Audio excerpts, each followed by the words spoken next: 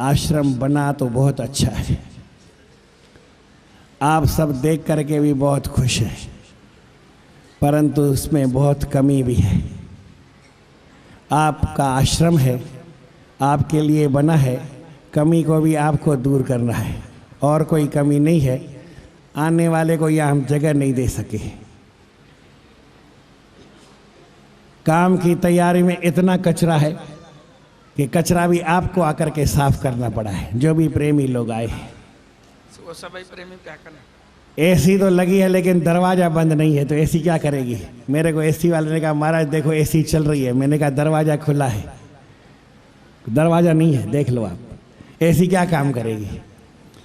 भगवान का आशीर्वाद होगा, काम चालू है, पर इतना